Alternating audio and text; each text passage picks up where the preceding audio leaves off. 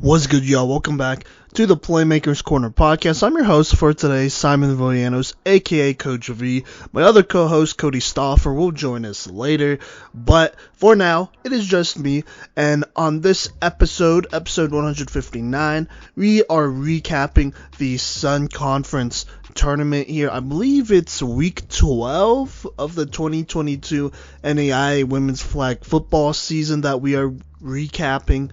And there was a lot that went on, and so what's going to happen in this episode is that I'm going to recap these three Sun Conference games, and then in a minute, Cody Stauffer will come on, and we will react to each of these games. So I'll save my reactions for that segment of this episode, and then we'll also actually talk about the All-Sun Conference team. Those selections just came out, and we will talk about the award winners as well on today's episode. And so let's go ahead and hop into this. Let's start with the recap here.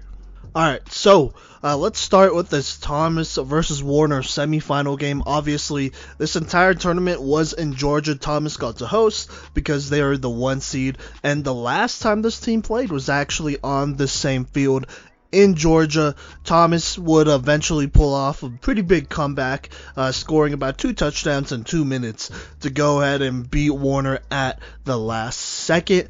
And that game didn't really matter because it was at the end of the regular season, and so it wouldn't have affected rankings, but it did help Warner get pretty familiar with Thomas right before this tournament here, and same with Thomas with Warner. And so here we go in the first quarter. Warner, they get the ball here.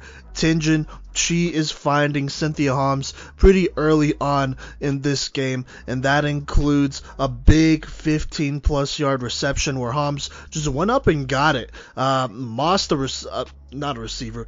a defender or two, and basically put Warner in the red zone while making that catch. And then literally on the next play after they got into the red zone, Tingen once again aims for Cynthia Holmes here, targets her in the corner. She's running a fade route, or at least it looks like a fade route, and she goes ahead and just one catches this thing, looking like prime Odell Beckham here, and makes the easy touchdown catch here to go ahead and give Warner the lead. Once again, making a one-handed catch on a fade route. Pretty insane here. Great ball placement by Madison Tingen on this play. They would not get the conversion, but still, though, Warner will take that lead, a 6-0 lead over Thomas with about 8 minutes and 9 seconds left in the first quarter. Now Thomas, they have the ball on the next drive, and Shelby Hartley at quarterback on the second play of this drive finds Nakara Brown for a big 20-plus yard reception down the sideline to get them at just about midfield, not quite into Warner territory yet, but they're about to cross into it. And that's what they would eventually do, as Hartley would find Margarita Pena, who gets them across the midfield into Warner territory on the check down pass.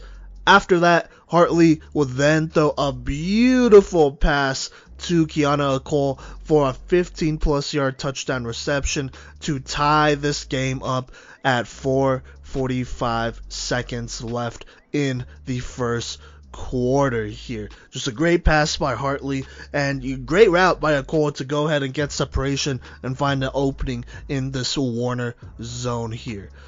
On the extra point, Cole in at quarterback runs it in for the conversion to go ahead and take that lead, making it 7-6 here. Warner on the next drive, right before the second quarter, would find themselves in a 3rd and short situation a couple plays later, and Tingen would, under duress, mind you, would go ahead and throw kind of an ill-advised ball here, kind of a jump ball to a receiver, which Giselle Jones would go ahead and intercept for Thomas and return it back to Warner territory here.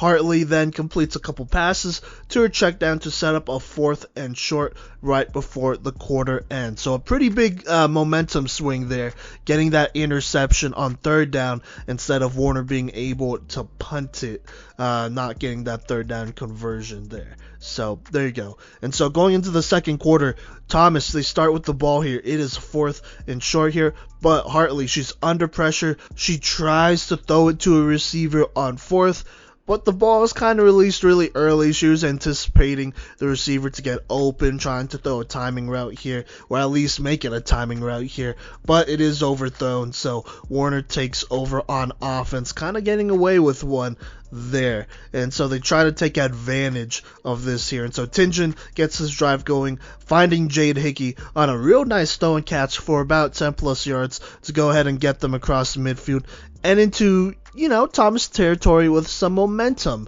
on a really nice pass on the in route, on the dig route.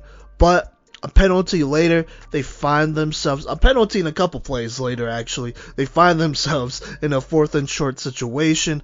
Tingen then throws a perfect pass down the left sideline to Michaela Michael, who just makes a great catch and also gets her feet in bounds and sets up Warner on the goal line just about on a nice, I want to say 10 plus, 15 plus yard reception here. After that, Tingen tries to throw or go to a receiver in 1v1. I believe it was Cynthia Hobbs here in 1v1, but Sanaya Glover for Thomas intercepts this pass, but unfortunately, the interception is called off as they do call holding on Thomas. And so this gives Warner another chance here. It is 2nd and goal. And so on 2nd down, Warner tries to throw the slant, but it's just excellent one-on-one defense. I believe it might have been Brittany Delva on this play here, but she makes the ball incomplete, bringing up 3rd down here. And on 3rd down, Tingen then finds Holmes again on a quick check down throw. They go ahead and scheme Holmes open here, and she catches the touchdown and gets the lead for Warner with about 5 minutes, 7 seconds left in the first half. Once again, though, Warner is not able to complete the conversion, and so they'll have to settle for the 12-7 lead here. Now, right before halftime, Thomas would actually drive down the field and get into the end zone, or not the end zone, sorry, get into the red zone in big thanks to a huge pass from Hartley to a goal for about 15 plus yards. That was kind of the thing that really jump-started this offense, gave them a bit of momentum, and got them into the red zone. But Warner would stand strong on defense and would just barely, and I mean barely, pull the flag of Kiana Cole on 4th down. I believe she got the reception and was trying to reach out here, but they stop her very short, and I mean half a yard short it looked like, with less than a minute left. And basically that would end this quarter here as Warner holds on to their lead going into the second half. Now here in the second half, in the third quarter, on the first Thomas drive, Hartley and the offense would actually drive into Warner territory, in part thanks to a nice pass and run to Nakara Brown here. Hartley would find her, and then Nakara Brown will get a couple of yards after the catch as well. And so that ended up being a pretty big play for about 15 plus, 20 plus yards there. But this offense would get stopped as Warner would pull Margarita Pena's flag on a 4th down try here right before they cross into the red zone. She was real close to actually getting the conversion, but like I said, they pulled her flag just short. So real good flag pulling from Warner here early on in this game. For Warner, on the next drive, they have an opportunity to go up by 2 scores, but pressure from Jada Reese would actually force a 3 and out. She would apply pressure 2 of those times, and then I think one of those times it was on 2nd down, she would actually get a sack. And so that really helps out Thomas here as Warner would go ahead and punt this ball back to Thomas. Thomas, though, would go 3 and out, but this was thanks to really good defense by Warner, just limiting them to a lot of short passes for gains, which, Warner would take. And so Thomas would go ahead and punt this one back to Warner, but this Thomas punt ended up being really good and would pin Warner inside the 10 here. But a couple plays later, Warner, they decide to actually go for it on 4th down, which is really interesting because they're in their own territory here and they're going for it. If they don't get it, then Thomas takes over in the red zone, but they want to be aggressive. They want to sustain this drive here. But fortunately for Thomas, though, Jada Reese strikes again, gets the Tingen, sacking her and giving Thomas the ball back, this time in the red zone, so they don't have to drive the full field here. And so here we go. Hartley finds a call for a nice 10-yard reception, making it about 3rd and 10, 3rd and 7 here. And then right before the quarter ends, a couple plays later, a call rolls out and then finds a wide open, and I mean wide open, Margarita Pena for a touchdown and the Thomas lead. This would be big for Thomas to take this lead right before the 4th quarter. They wouldn't get the conversion, but Thomas will be leading this one by 1 point, 13-12. And so here in the 4th quarter, Warner, they start with the ball here, and they have a little bit of momentum on this drive after Tingen targets Holmes a third time in a row on this drive, I believe, who goes ahead and makes the catch in triple coverage for the 1st down on a nice 15-plus yard reception that also gets Warner into Thomas territory. So here we go. They are rolling. But Thomas is making Warner fight for pretty much every play over 5 yards on this drive and gets them into 4th down territory here. And so here we go on 4th down. Tingen finds Holmes on the out route, who takes it a couple more yards for a nice 10-plus yard gain that gets them into the red zone with the 1st down. So just a really big play by Cynthia Holmes here to go ahead and make a play after the catch and get them into the red zone. But once in the red zone, Thomas, they're making Warner fight for every play over 5 yards here, not allowing any plays over 5 yards. And so they're playing that mid to deep game here. And they play just excellent red zone defense here, forcing 4 incompletions in a row to go ahead and stop this Warner offense and get the ball back.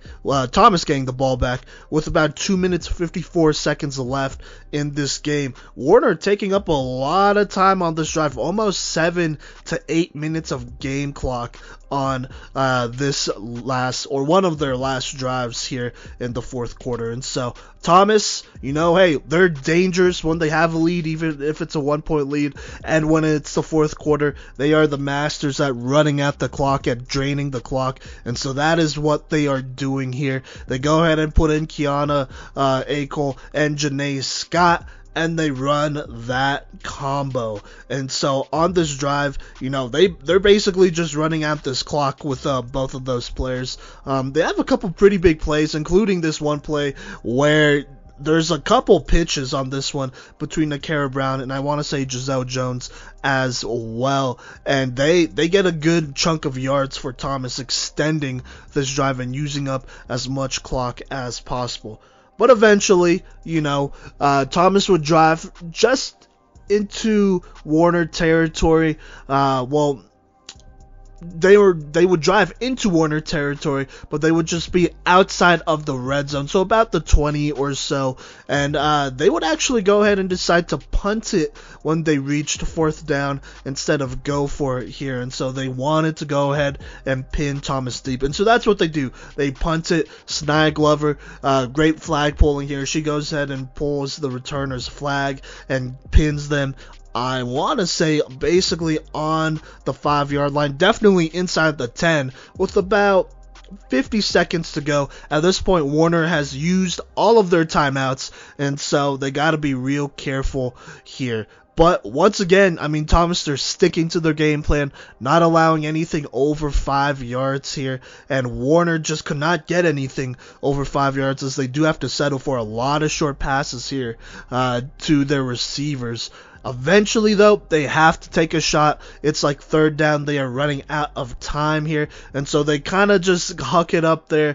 A little bit of a Hail Mary here, but Sania Glover for Thomas comes up huge once again, grabs grabbing another interception and ending this game, running out the clock herself, running out the last couple of seconds herself, as Thomas goes ahead and moves on to the conference championship, defeating Warner by a slight margin. Once again, 13-12 here, beating them by 1 score. So just an excellent game by Thomas here.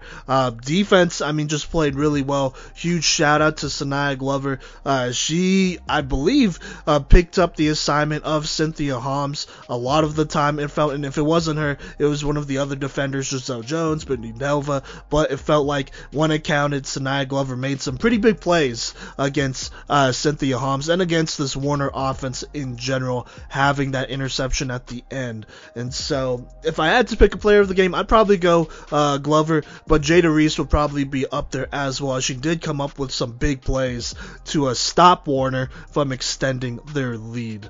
So there you go. But let's go ahead and hop into this next semifinal game here. And on this game, we have Keiser versus St. Thomas University.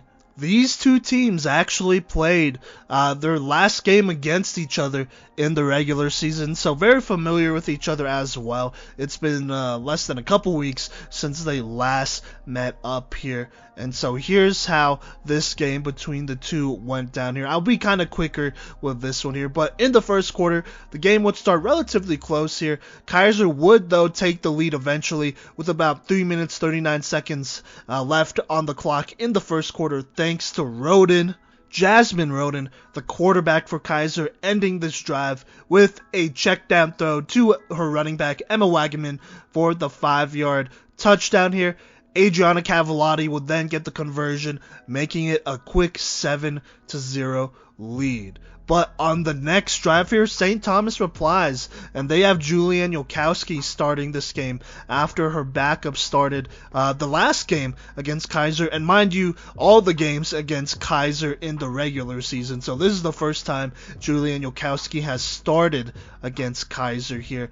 But on the next drive here, Yolkowski finds Destiny Francois for a 66-yard touchdown here. Definitely a couple missed flag pulls by Keiser, but at the end of the day, it does not matter as she goes ahead and makes a huge play for them. Now, St. Thomas, they will not get the conversion, but they will pull close and reply back relatively quickly at 7-6 here, within striking distance, obviously. Now, in the second quarter, it was definitely a little bit of a quieter one for both teams. Keiser playing good defense here. And then the St. Thomas team, kind of trying to find their footing here as an offense. But their defense also playing relatively well here. But Keiser in the second would add to their lead when Kennedy Foster capped off another kind of longer drive, thanks to a 4-yard touchdown from Jasmine Roden there. So there you go, Kennedy Foster getting involved here early on in the game. Allison Goldsby would get the conversion, making it a 14-6 game. Like I said, as St. Thomas would not be able to score before the half, would get the opportunity to, but would come up just a little bit short here. And so at halftime, it is 14-6. Now, in the third quarter, Keiser, they would eventually get the ball here and cap off another successful drive. This time, Jasmine Roden would go ahead and run this touchdown in for, I want to say it was about a 10-yard rushing touchdown, making it 20-6. They would not get the conversion, but they would take a pretty dominant lead here with about 6 minutes 47 seconds left here in the third quarter. And this Keiser offense, they are explosive. Once they get going, they start scoring in bunches here. St. Thomas, on the other hand, they are struggling just a little bit here, but I do want to give some credit to Keiser as their defense really stood up well here in this third quarter and was getting a lot of pressure on Julianne Yolkowski. Now here in the fourth quarter, it is early in the fourth actually, and Jasmine Roden on 3rd and long finds Adriana Cavallati for a 33-yard touchdown reception, making it 26-6 with about 11 minutes 46 seconds left in this game, and at this point this game has basically gone away from St. Thomas as their offense continues to struggle to finish / sustain a drive here. And then on the next drive after that, Cavalotti would actually pick off Julian Yokowski to go ahead and get Keiser the ball back. And Keiser would take advantage of this as Jasmine Roden would then throw a 25-yard touchdown to Chloe Griffin to make it 32-6, which was the final score of this semifinal game. Keiser advances to the next round of this Sun Conference tournament here and to the Sun Conference Championship for the rematch against Thomas here. And so here we go. We get the trilogy here. We get Thomas versus Keiser. If you remember, this was the first game of the Sun Conference season here, and they also played mid-season as well. And so these two teams are very, very familiar with each other. If you remember, Thomas won that first matchup, and then the second matchup, they go back to Florida to play Keiser at home, and they would actually defeat Keiser after a lightning delay. And all that great stuff. So there you go. Here in the championship, they're going toe-to-toe. Both defenses actually have been having pretty good days so far going into the Sun Conference game. And then obviously this Keiser offense has been doing their thing. And so I'm honestly going to kind of start this game here in the third quarter, kind of halfway here in the third quarter, because the first half, nobody scored at all. It was a pretty close game. I mean, both teams drived into each other's territories, into the red zone, I think, at least once. But defenses came up big here, and they stopped them. You did have a couple missed opportunities. A couple dropped passes in this game, as I believe there were probably some nerves. And so, there you go. That's basically how the first half went. It was 0-0 going into the third quarter. And so, here in the third quarter, I'm actually going to start with about 2 minutes left here in this quarter. Keiser has the ball. It is third and short here. Jasmine Roden then finds Kennedy Foster, who goes ahead and gets the first down and gets them back into Thomas territory again today. And after that, Roden finds Allison Goolsby for a nice 5+ yard gain. She then finds Adriana Rodriguez on the out route for a gain of a couple yards before bringing up third and short here just outside the red zone. And to get into the red zone here, Jasmine Roden would go ahead and flip it to Adriana Rodriguez while on the run to get that first down and get them into the red zone. And so there we go. That's where we pick up at the start of the fourth quarter. Keiser, they're in the red zone here, but the struggles on offense continues. You have 2 drops for Keiser and an incompletion on these next couple plays here, which would bring up a 4th down and long for Keiser here. Just very uncharacteristic too. Both of these drops were pretty wide open passes. Kennedy Foster, I believe, dropped one. And then I want to say it was Adriana Rodriguez dropped an out route or something like that as well. And so it's 4th and long here. Kind of a tough situation. It's still 4th and goal, mind you, but it's 4th and long here. And so Keiser, they try to use that 2 quarterback system where they have Jasmine Roden take the snap. You have Haley Young kind of off to the side. And so here is what happens here. Jasmine Roden takes a snap, feels the pressure, passes it to Haley Young, who then feels the pressure as well and tries to pass it back to Jasmine Roden. Obviously, they're trying to find time here, trying to find a receiver in the back of the end zone by buying this time, doing this back and forth. But Haley Young passes it back, and this ball is just really low. Kind of a really hard catch for Roden to make, and she tries to make it, but unfortunately the pass is dropped. It is just too low. And so Thomas takes over on downs with 9 minutes left, making a nice little red zone stand here. But also Keiser kind of shooting themselves in the foot, not making this an easier situation to deal with here on this 4th and goal. And so here we go. On offense, Thomas takes over. Hartley finds Giselle Jones, who gets this drive started with a nice 10+ yard reception, getting them into Keiser territory. After that, Hartley checks down to Kiana Okol, who makes a defender miss, and then gets the 10-yard reception for another first down in a row, getting them into the red zone just like that. but unfortunately a couple incompletions in a row brings up 4th down for Thomas here. Hartley tries to take a shot into the end zone, but this one is batted down, and so Keiser gets a red zone stop of their own basically and takes over on downs with about 5 minutes 53 seconds left in this championship game here. And so Keiser on offense, Roden tosses it to Emma Wagaman, her running back, who gets them the first down to start the drive on the short gain here. On first down, Roden then throws this one away, intended for Chloe Griffin. It kind of looks like she slipped or something like that because this pass came up really short, so there you go. On second down, the pass was incomplete. On third down, she throws it to Adriana Rodriguez, which goes off of her hands, and Chloe Griffin luckily is behind her and catches this one and gets her feet in bounds, but it's not nearly enough to get a first down. They do get a couple yards here, so Keiser decides to go ahead and punt this one, not wanting to give Thomas great field position. At this point, there's about 2 minutes 38 seconds left in this game. Thomas has the ball at about midfield. If they wanted to, they probably could have used up the rest of this clock, but they are probably more focused on trying to score as they have struggled in the red zone. And so here we go. Kiana O'Cole, she's in at quarterback. She throws it to Giselle Jones for the first down, getting them into Keiser territory right as the 2-minute warning hits. Now, on first down, Kiana O'Cole, she's trying to roll out, but she takes a little bit too much time here, and she gets sacked trying to find a wide receiver. Great defense by Keiser, not giving her that time.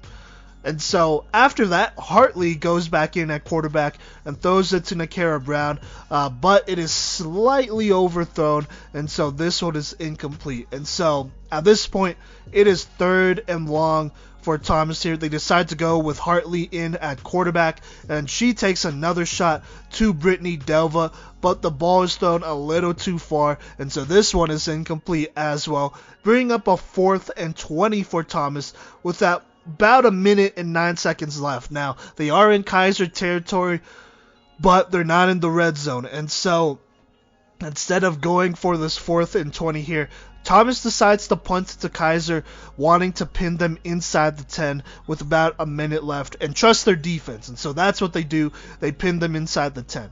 And on first down here, Keiser, they throw it, but Janae Scott tips this one at the line. But Wagaman comes up with the catch off the tip and gets a first down in a crazy catch here. Janae Scott almost had a chance to intercept this one. Well, at least that's what the announcer said. I don't know about that, but she definitely tipped it and disrupted it. But it was just very lucky that Emma Wagaman, and very good by Wagaman to go ahead and make this catch here. So there you go. After that, Keiser throws an out route for a couple of yards here. And then Roden, she finds Rodriguez again, who made the previous catch, for a couple more yards, making it a manageable 3rd and short here. And so here we go. On 3rd down, Jasmine Roden tries to go back to Rodriguez, but overthrows this one just slightly. I believe it was an out route too, which is just a very uncharacteristic of her. And so this brings up a 4th down here. And Keiser, even though they are in their own territory, they go ahead and decide to go for it. There's not a lot of clock left in this game here. And so here we go, 4th and short here. They decide to take a shot here. Thomas, they bring the rusher, Jada Reese, easily the sack leader in the entire country. And so Jada Reese is applying the pressure to Roden, but Jasmine Roden, the veteran, under pressure, throws a dime on the 9 route, just a straight vertical route here to Chloe Griffin, who eventually gets a step on her defender, and Roden, just throwing a beautiful ball here, just finds Chloe Griffin in stride before she's even open here.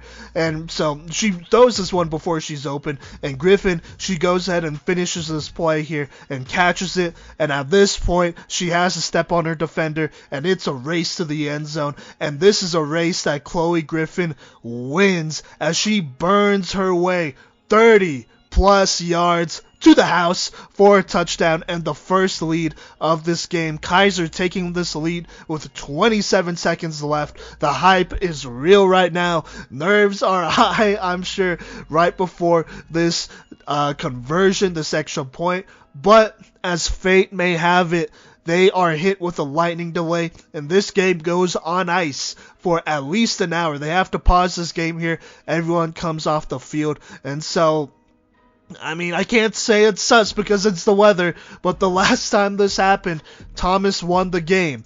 And there's only 27 seconds left anyway, so even then, this does allow Thomas and Keiser both a lot of time to think about how they want to approach this conversion here, this extra point try, and then how they want to approach the last 27 seconds. So the drama is on here.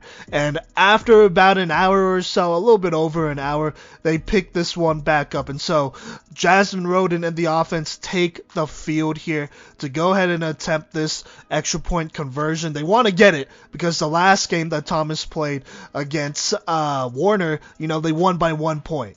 So every point matters here in the conference championship, here in the Sun Conference. And so they attempt to try here. Jasmine Roden throws it, but it is out of bounds here. And so they are not able to get the conversion.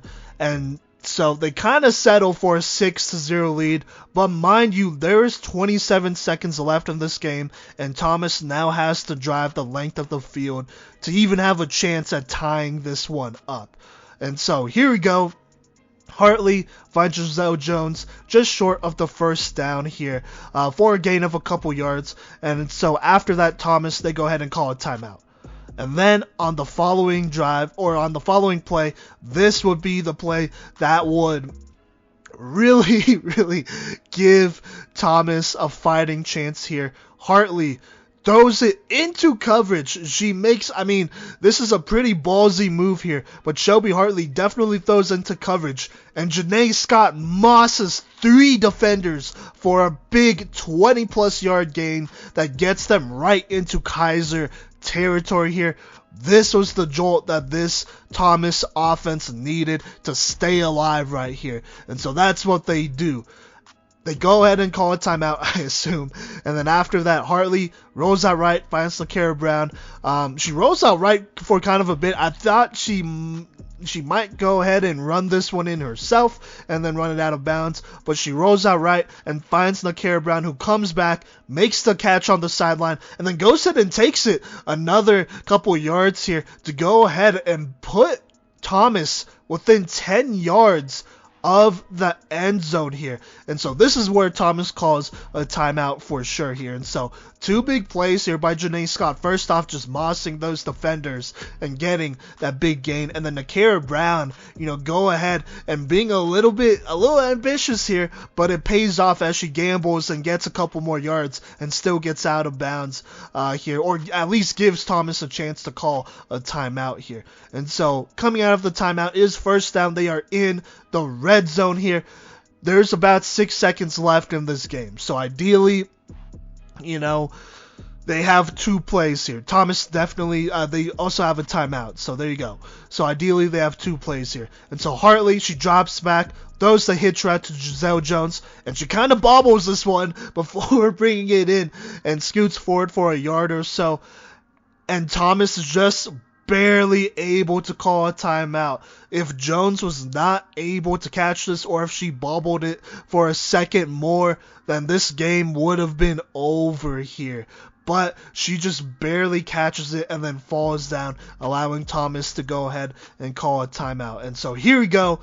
We have a second left in this game here. Basically, you have the last game, or the last play of this game here, at least in regulation. And so Hartley drops back. Keiser sending a pass rush, so Hartley is under pressure here. Hartley goes ahead and anticipates this, throws the ball here before her receiver is open here just to get it off. And LaKara Brown perfectly steps into this one. Hartley Fantastic timing on this throw, but NAIA Brown perfectly steps into this one and catches the ball for the touchdown to tie this game here. Oh my goodness, it is insane right now. This play is going to go down as one of the greatest plays of all time, not only in Thomas history, but in Sun Conference history. Hartley hitting basically a buzzer beater here to her receiver, NAIA Brown. Just excellent timing. Brown wasn't even open when Hartley released this one, and so this is just big trust between these two players here, and they find a way to get Thomas back into this game just like that. But Thomas, they do have a conversion here. If they get this extra point conversion, then they win this game. And Warner wouldn't even get the ball at this point because there's no time left on the clock. And obviously, all extra points are untimed downs. And so here we go to win the Sun Conference here. On the extra point, they roll out Kiana Akel and Janae Scott. The infamous / famous combo from Thomas here that gets it done in the red zone and in short yardage situations, plus when they run out the clock as well. And so here we go.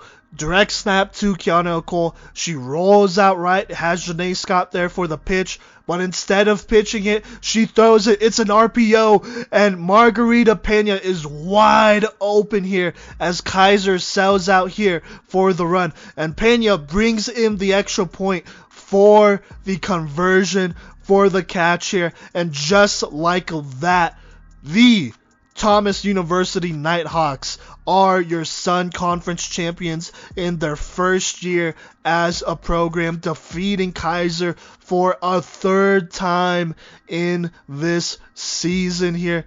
It is wild here. Oh my goodness. 27 seconds. Cool, calm, and collected this offense was as they drove down and won this time. In just, oh my gosh. I don't know. I'm in shock still. Honestly, I'm still in shock after this game, but just such a great game here and just such a clutch effort by this Thomas offense as a whole. So there you go. Thomas University is your Sun Conference champions. Now, coming up next, I'm going to go ahead and react to all these games with my co-host, Kodey Stauffer. You can keep that in because welcome to the Playmakers Corner podcast. I am now joining in as the co-host of this segment, Kodey Stauffer, joined with the guy who gave you all the details on the previous segment, Coach V. How's it going, Coach? It's going well. I'm just going to go ahead and say this right now. If you, for some reason, are just tuning in to the reaction part of this episode, go ahead and go back and listen to the recap. That was just a little bit earlier if you haven't already. Because we'll just be reacting to these games here in the Sun Conference tournament. But yeah. Yeah. So this first matchup, which, I mean, you gave the lowdown on, was Thomas versus Warner. And I remember during the preview, talking about the Sun Conference preview, which if you want to verify us or whatever, go ahead and listen to that episode. But I remember you and I kind of agreeing, like, Warner could sneak this game out from underneath the one-seeded Thomas. And I mean, they almost did that.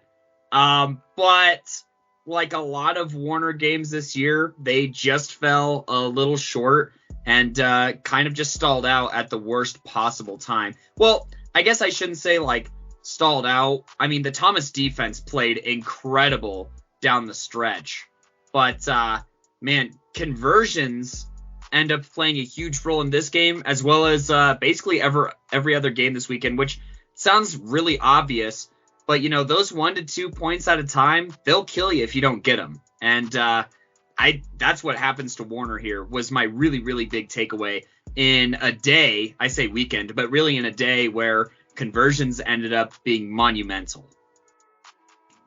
Yeah, no, absolutely. And Warner kind of has been struggling with conversions all year. I remember at the beginning of the year, and I want to say it was that week 3 recap, they were winning games, but they were missing like their first 2 or 3 conversions on their first 2 or 3 scores. And you just can't have that, especially against a team like Thomas, who will be satisfied winning by one. You got to get all the points that you could get. And for Warner, I mean, obviously this Thomas defense is great, especially, when the shorter the area, the better they are, and so it's tough, but that was just a battle that they didn't win. And then another thing I kind of want to bring up, because we did talk about it on the preview. Well, I talked about it on the preview, was that Thomas early on, they're going to find Cynthia Holmes and get her the ball because she's their playmaker. And she's arguably one of the best playmakers in the entire country. In one-on-one, in double coverage, and triple coverage, she'll give you a fighting chance. But with that being said, you gotta have some other people kind of step up for you here if you were Warner. And if you're Thomas, then you're focused on stopping Holmes and, not only being satisfied putting Holmes in one-on-one, but kind of bracketing her in, which is what they did at times. They didn't allow her to have too many, deep catches that weren't contested by more than one person, Yeah, no, you could tell that the Thomas game plan was focused on Holmes.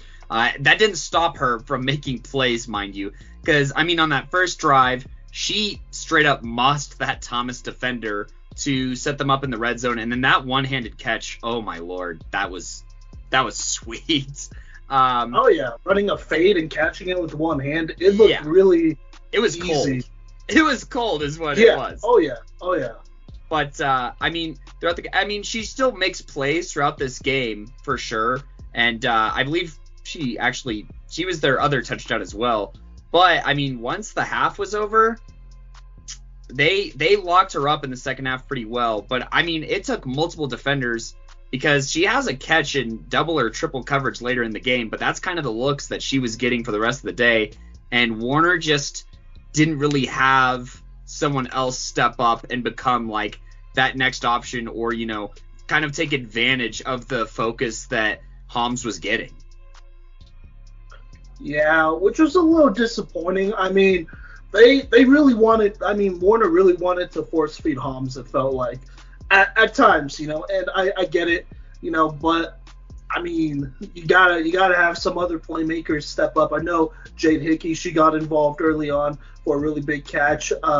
Trinity Kieran, she did her thing as well, kind of earlier on in the game, but they kind of faded, down the stretch. And honestly, with Thomas, once they took that lead here, and they were only leading by 1 point, mind you, but once they took that lead, that's really all the confidence that they needed, because at that point, they would rather have the defense be out on the field and trust their defense to win this game, which is what they ultimately did. And this defense honestly just wasn't giving Warner anything more than 5 yards. They were okay giving them, 5 yards and less. But other than that, they were stifling that mid game and that, in those deep throws as well. Not that they were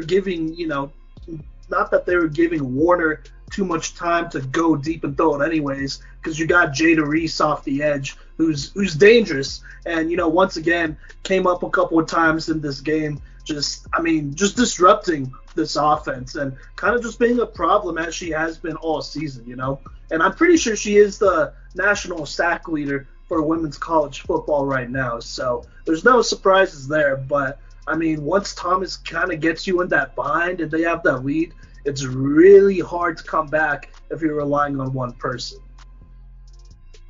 Yeah, no, definitely. And there, like you said, there are still some people who did step up. That pass to Michaela Michael in the second quarter on, the drive that they'd end up scoring on, that was a amazing pass and catch, by the way. I just wanted to shout that up there.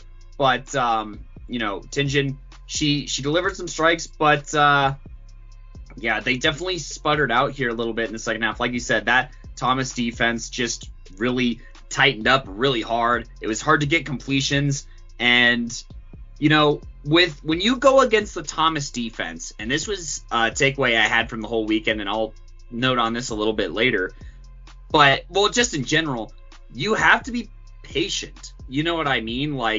You see teams who gain yards, right? It's usually on these quick hitter kind of passes. They don't allow a ton of big plays. They're the best flag pulling team in the country, in my opinion. And, I think that the top 3 teams in the country are the top 3 because they flagpole so well. You don't see them make mistakes defensively. You don't see like collapses in coverage a whole lot. And that's why this team is so hard to beat, is because you have to be patient and teams get impatient, which is fair. But I mean, look, take your 7-yard hitches, get downfield, and then really get into your bag to create opportunities or looks against this defense in the red zone, which is nigh impossible. Like, I don't know. It's hard to game plan against this Thomas defense just because of how athletic they are and how disciplined they are. And when you start to get impatient, you really take away any chance you have, I want to say, at beating this Thomas team, because you start forcing things and they will feast on your mistakes. Yeah, no, absolutely. And I honestly don't have too much more to add to that. But let's talk about Warner real quick here, because we won't see them until they are at that national tournament here. Look, I'm just going to be honest. I'm not super worried about them. This was another close game. You know, they're still learning. You know, it's not like Warner has a lot of players that is not getting playing time. Like, they have a relatively small roster, and so every game these players are becoming more experienced. This roster is becoming more experienced and battle ready. You know, and so this loss was probably good for Warner in the long run, because I don't think they're going to have too many of these close games unless it's like against one of the contenders, which is a kind of a good sign if you're Warner, if you're only really having close games against one of the contenders. The only other time that, you know, maybe it'll be close is if they're just not playing their game, but they looked pretty sharp for the most part here.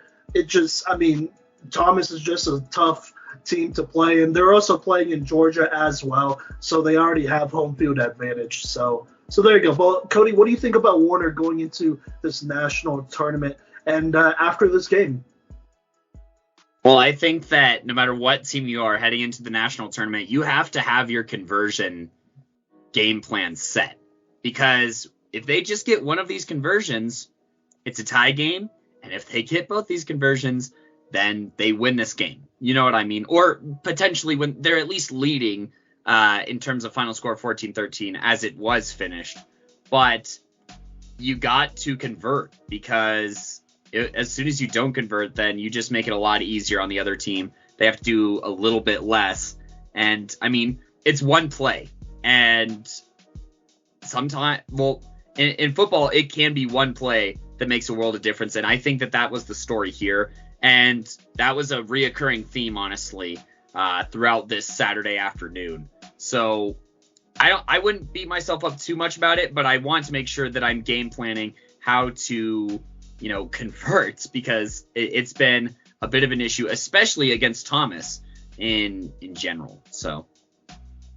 Yeah, absolutely. I think in general, I'm just going to add to this before we move on real quick. Warner could probably use some work just working red zone situations, you know, because they kind of thrive off of these big splash plays, whether it's Tom's, you know, getting wide open for like a 20-yard touchdown or a 30-yard touchdown, you know, but when they get into that red zone, they definitely struggle a little bit, not just against Thomas, but against a lot of teams. And then obviously we see that as well when it comes to their conversions. And so, you know, I think kind of tightening up that offense, that red zone offense, would go a long way. Defensively, I think they were fine. I mean, they gave the offense plenty of opportunities. So I don't know what else more you could say. Yeah, but, I mean, they held the number one team in the country to 13 points. That's pretty great. So yeah, they had their chances, you know, but it happens. You know, Thomas, I mean, this was kind of a game that they could have dropped easily as well if Warner got another touchdown. That fourth quarter drive just took a really long time. Like, geez, almost 7 minutes of game clock, which is wild. A Cole and Scott in that backfield, that's brutal to have to try and defend. And they'll just bleed it out, because, I mean, they're both just incredible athletes. I mean, a Cole, you can make an argument for her for player of the game in this one for sure. she had herself a fantastic day. So. Yeah, no, absolutely. But if you gotta rely on stopping a Cole and Scott, when they have the lead and they're just trying to grind out time, then you probably already lost the game, to be honest with you. So you just don't want to be in that situation. But yeah, honestly, I don't have too much more to say. Hey, shout out to NAIA Glover. She came up big at times, and she had the responsibility guarding Holmes, and she followed her around. I believe she only had one interception this game that counted, and that was the one at the end that she grabbed. And then she also had a really good end zone interception, what they called holding on Thomas, and so that one was taken away. Still, yeah. I don't know if they stopped them or not, but that was no, they didn't stop them. But that was because still Holmes got it in the red zone. Yeah, yep. She did. She was open there. But other than that, NAIA Glover did a pretty good job. I mean, this entire defense did a good job, taking turns of shutting down Holmes. So shout out to them. But we'll talk about Thomas more here in a little bit. Kodey, do you want to talk about Keiser versus St. Thomas here? It looks like Julianne Yolkowski got the start for St. Thomas. Yeah. Yep. What do you think about that? I mean, it didn't solve anything on offense if that was the goal, right? Because I mean, good for St. Thomas that they finally scored against Keiser this year, but also they scored once, for the first time all year, mind you. And the St. Thomas defense, you could just tell that as this game goes on and as they have to be on the field more and more and more, that the offense has to meet them halfway and make some plays. I mean, look, Yolkowski, it's a tough situation for either quarterback because it doesn't feel like they have the trust of the coaching staff. You can tell that confidence is an issue in this quarterback room, here at St. Thomas. And it's a little worrisome, honestly, for not only St. Thomas reflecting on this year, but looking ahead to the national tournament. This is not a winning formula to land you in a championship game. And there were some plays where it's like, okay, Yolkowski, she made a pretty good play here. I think that she did a decent job of reacting to the defense earlier in this game. But then as the game went on, you could tell that it gets super risky. And it was just a tough game. There was this one particular play that I just knew that this game was over. It was St. Thomas had fourth and it was 12 or 13. And first off, I just want to say Keiser is incredible on these long third down or fourth down conversions that they send the house, right? And they send a blitz and Yolkowski steps up past the blitz, which is good movement, but then just hucks it into triple coverage that gets knocked down and it sets up Keiser inside midfield. So you could tell that it was desperation time in St. Thomas, and their prayers weren't really answered in this game. This offense is just way too inconsistent. They can't shadow block, which adds up over time, especially against these other contending teams. Bro, if you think that this St. Thomas offense would be able to move the ball against this Thomas offense today the way that it played, I don't know what to tell you, because Thomas's pass rush is it's on par with Keiser, if not better sometimes. So that was a bit of a problem. I did mention that they scored, but this big touchdown play that they had 4 missed flag pulls. So they got a little lucky here for their only touchdown of the day, and then kind of looked like the St. Thomas that we knew, who's lost to Keiser 19-0 and 20-0. Not to take anything away from Keiser's talent, but this St. Thomas offense just has me scratching my head on what exactly their plan is, because they can't create separation.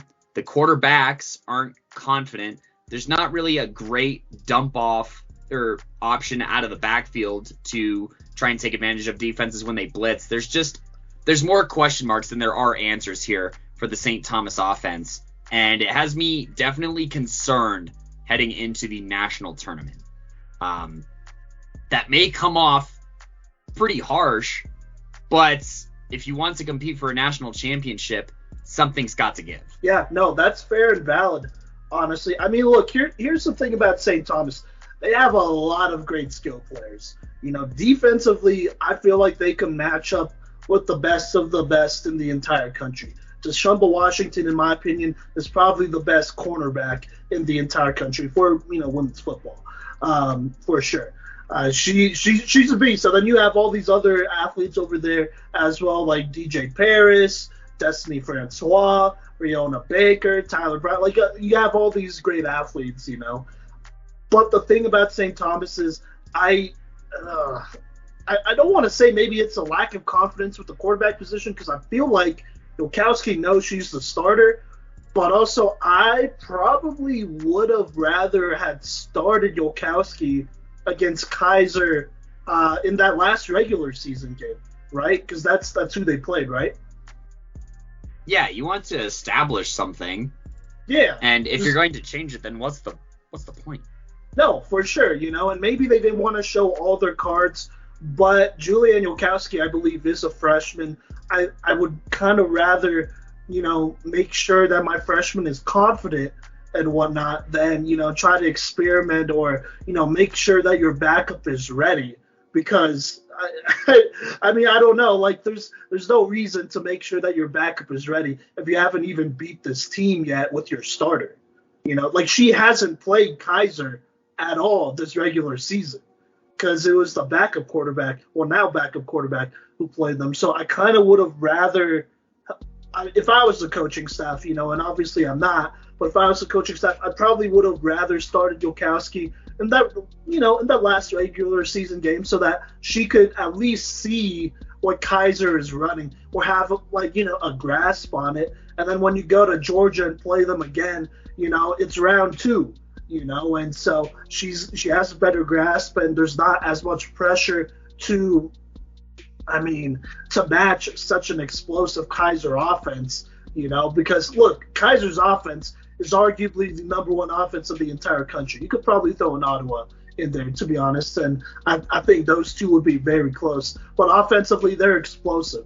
Jasmine Roden, she's a special quarterback who could run, who could throw, and she's surrounded by fantastic pass catchers, led by Kennedy Foster. But you also have freshmen like Adriana Cavallati, Adriana Rodriguez, Chloe Griffin, Emma Wagman, the running back, who's an excellent running back, arguably the best in the entire country.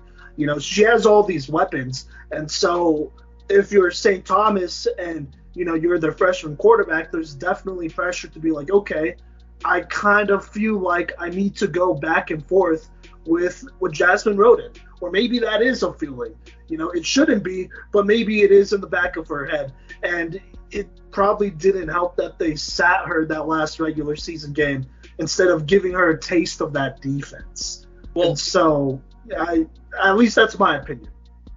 No, and I want to echo that because, this defense, it's a complicated defense to go against. They'll throw you the typical cover 3 look. Of course, that's kind of their bread and butter. But they can also get some movement up front and send different linebackers from different angles, and they'll throw you like a disguised look that looks cover 3, and then it'll be a cover 2. Like, it's a pretty complex defense that they run over there at Keiser, with a variety of ways to kind of keep you off balance. And if you haven't seen it in person before, then it is going to be a hard thing to walk into. Yeah, no, absolutely. And it's not even like nothing against Keiser's, defensive players and whatnot, but scheme-wise, they scheme very hard over there defensively, And some of these players, they're just put in good positions to do their job and make plays. And then, you got a defense like Thomas, who they're very well coached as well, but you got some players that are just good in one-on-one defensively, and who are just stars, like defensive stars. Keiser, they're definitely going to scheme a little bit more here and confuse quarterbacks, especially freshman quarterbacks who they know don't have as much experience as some of the other quarterbacks they might face in the Sun Conference. And so, honestly, it's just a tough game. It's going to be a growing moment for Yolkowski if she's the starter, which I assume she will be, because I don't know why they would not, stick with her going into nationals. I think to go back to Holly right now, nothing against her, but to go back to her right now for nationals might be a little bit too much movement in the quarterback room, you know? Yeah. No, those are all good points, and I think that Yulkowski has a lot of upside. You know what I mean? It's just a tough situation and a great team to play. So all respect to Keiser. She's physically as well. Talented. And she can move around and throw it. Yeah, and all respect to St. Thomas as well. Like you said, they have the playmakers. There's just a gap here. And it's not, well, it feels really wide in the present is what I will say, but it can be closed a little bit easier than people may think. Well, I mean, yeah. No, absolutely. Look, defensively, they match up well with pretty much every team in the country, I would say. Offensively, depending on the day, they could definitely put up a couple points too. But like I said, it depends on the day. So, yeah. But that's St. Thomas, though. I mean, I really don't have too much more to talk about here. Defensively, they didn't even do that bad. I mean, they only allowed, 14 points in the first half? The third quarter, they only allowed a touchdown as well. So, I mean, if the offense was keeping pace, they would have been at least within a touchdown going into the fourth. So, I don't know. But it is what it is. They're going to learn from it, get better. Quarterback-wise, I mean, you got to pump some confidence into one of your quarterbacks and just ride it out. You know, just going back and forth is just never a good thing. And so yeah. But Keiser, they move on. I don't think this was super surprising. I mean, they were favored in this game. So, yeah, but that kind of leads us to our last Sun Conference game here, our last Sun Conference tournament game. But it is, I guess, the last Sun Conference game in general. And that is Thomas versus Keiser. We got the trilogy. So this is round 3. And honestly, it lived up to expectations here. I don't know.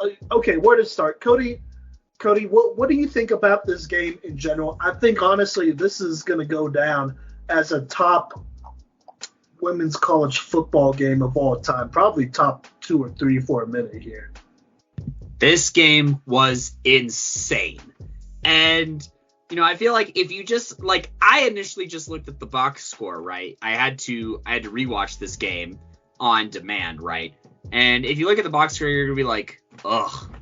Where's the offense, right? We're so used to, in this age, you know, we're so used to shootouts and, you know, seeing lots of points on the board. It's flag football as well. We're seeing creative offenses. We're seeing lots of passing. This game was entertaining for the opposite reason. Not only were the defenses on point today, basically until the last 2 minutes, but the pass rush was legendary on both sides. This was, you know, if you know, a shootout is a battle of quarterbacks, this was a pass rush out of some kind. I have to come up with a catchier name than that, but I mean, the pass rush was... Watching this game makes me think that there's going to be a very high emphasis on recruiting elite pass rushers, more so even... or right up there next to quarterbacks than other positions in the next few years. Because that's what this game came down to, was who could rush the quarterback, what skills do they have, how big is their bag, how athletic are they, and how many plays are they going to make, or how many plays are they going to force to be overthrows or errant throws or throwaways or bad decisions on top of the sacks that they're going to get. This was the most entertaining battle of pass rushers I probably have ever seen in a game of football. Period. I don't want to go quite there yet because I've seen some great pass rushing battles from my Texas days for sure. But it's definitely up there. You know, defensively, both teams did a good job, I would say. Now, there were probably some missed opportunities, in the first half. Honestly, I picked up this game in the second half watching it live, and then I rewatched it. First half, I'm sure there were some opportunities, but really, I mean, this game was won in the second half, obviously. And defensively, they played very well. I mean, both teams were scheming well, letting the other offense do some things, but obviously not allowing them to do everything they want. And really what it came down to in this game was the play of the quarterbacks, I would say. First, Jasmine Roden hitting that throw to Chloe Griffin to get that lead with about 30 seconds left in this entire game was huge. Because first off, it was just a great throw and a great read by Jasmine Roden. I think that's something that unfortunately might be forgotten when people look back at this game and just see what happened, you know. I mean, Jasmine Roden, she was under pressure. Jada Reese, I believe, was right in her face. And, I mean, she just read the she read the defense correctly, found the one receiver that was in 1v1 who, I mean, didn't even have a step on her DB yet, and then just uncorked a bomb to her and eventually hit her in time as well. It was just a great timing throw. You know, her receiver wasn't open yet when she let it go. And so she kind of just trusted Chloe Griffin to go get it. And she did, and she housed it like 30 or 40 yards. And so that was huge. You know, you gotta give Jasmine Roden a lot of credit for that, though, because there's not many quarterbacks in the country that would not only be able to diagnose that play in pre-snap, because that's definitely what she did. You know, I don't think she was, trying to go to Chloe Griffin and was like staring her down the entire way, because I would probably think Kennedy Foster would be her first read. So this is definitely a pre-snap read. But for her to do that and then make this throw on 4th down, by the way, and if you don't complete it, then Thomas takes over in your territory. I mean, that's huge. You know, that was absolutely huge for them. And so going to give her a lot of credit for that. But this lightning delay, man, I mean, look, it's not sus because you can't control the weather and whatnot, and they have to call it when it's within 10 miles of you. Yeah, you can't conjure a lightning storm. Maybe Thomas was doing like a rain dance or something. I don't know. I don't know, but I mean, you really just can't call it sus because the first rain delay even was in Florida, and then this one was in Georgia. So what are the chances that after a Keiser touchdown, a lightning delay would happen in the last minute of the game in these last two matchups that they've met? You know, like, that's wild to me. So dramatic. Like, it's cinematic even, because I mean, sorry to jump in, but, you know, thinking about this first half, I think that the first 3 drives summarizes, you know, kind of what this game was like until the final 2 minutes, because, you know, the first Keiser pass was really low. It hit the receiver in the hands, but it was a drop. More on that in a second. And the pass rush was forcing some issues. Then, you know, on the Thomas drive, they get into the red zone, 1st and goal, and the Keiser pass rush forces a misfire, a sack, a dump off, and a pass that sails out of the end zone. That was what the Keiser pass rush did to Thomas. And then the very first play of the Keiser drive that was next was a Jada Reese sack. And if you basically rinse and repeat this, that's how the game was until the final 2 minutes. Both of these quarterbacks, they had to throw quick. They had to get rid of the ball. I mean, Jasmine Roden probably ran like 20 miles during this game, just trying to buy time constantly and trying to make plays. And, you know, that's saying something because, I mean, Jasmine Roden, like Simon said, is, you know, one of the better quarterbacks in the entire country who can make, you know, all the throws, make all the plays, keep plays alive, also run with the ball. But, I mean, she was pushing it to her limit, and she left it all on the line this game and played, you know, given the circumstances, fantastic. And then I also just want to shout out, you know, Hartley. Also, you know, she was put in a tough situation because, I mean, she was playing a lot during that first half, dealing with the pass rush.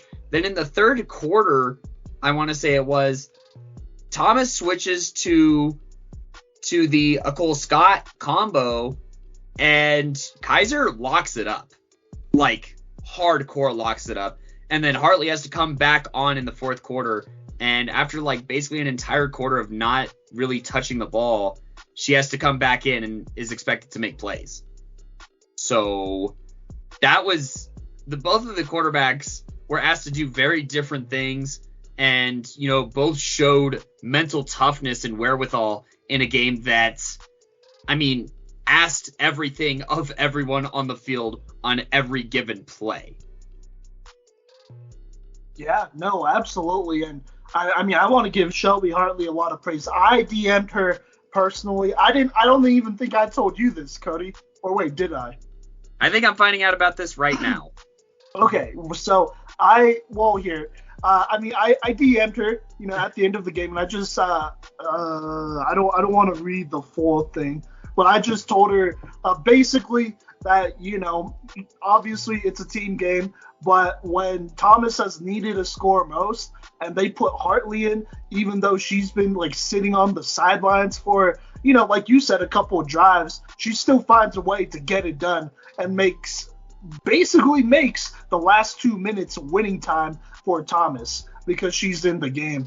And that's really hard to do for a quarterback to, I mean, like you said, get benched basically, and it's part of their game plan, so it's fine, kind of. But it's hard for a quarterback to get benched and then, kind of be expected to come back in and make plays. You got to have a lot of trust between your coach, between your quarterbacks, between those players to do that. And obviously Hartley, she's been with Coach Farmer here for a minute. But at least I believe that was her coach in high school, I want to say. It kind of sounded like that on the broadcast. But, it still takes a lot of trust. And even then, you could still be out of rhythm. But, I complimented Hartley and I said, yo, you are killing it in these fourth quarters. And you're just doing such a good job. And I feel like, obviously, you have a great team around you, and a lot of people, they're going to look at the entire team. But I just want to make sure that that I see you working out there and to keep up the good work because you're dangerous in the fourth quarter, basically. It's basically what I said. It's basically what I said. And I loved her response. I'm not going to share the whole thing, but basically she said, these are the moments I live for, not do anything for this game. And I love that. Because golly, that's a damn winner, baby. That's a damn champ, because I'll tell you what, not every quarterback's like that mentally. Not every quarterback's like that mentally. You have a lot of quarterbacks that are the same physically, but it's the mental game that really separates it. And, in these last 30 seconds, she was probably as composed as you could be. Obviously, she was nervous, and obviously that lightning delay probably helped her, like not only her, but the entire team just kind of chill out for a minute, get over the shock of that big time throw by Roden to Griffin, and it allowed them to kind of compose themselves, honestly, and I'm sure they would admit it, it's not, look, like I said, you can't really call it sus. It's just the weather being the weather, but, when you're given that opportunity to kind of just let the shock pass for about an hour or so, and then start figuring out what exactly you want to do, that helps you out. Obviously Keiser, they had the same amount of time to, let the hype of that play run as well. And they had time to think about what they want to do as well. But, if you're Keiser, you kind of want to ride that hype, Oh, so what do you think about what I just said with the whole DM situation with Hartley and all that? First off, how dare you wait this long to tell me? It's been like over half a week, bro. So there's that. But anyways, no, that gives me chills. Literal chills. And I mean, you're absolutely right, because I mean, but what do they call them? The cardiac kids, right? Is what the announcers have been saying about these Thomas comebacks. And they just keep coming. And a huge part of that, obviously, to their all-time great defense. I mean, this defense is historic for sure. But like you said, Shelby Hartley finding a way. And there's no better way to describe it than finding a way. Because, I mean, they do not get the ball left with a lot of time against this defense who has been stifling them all day. It's less than half a minute.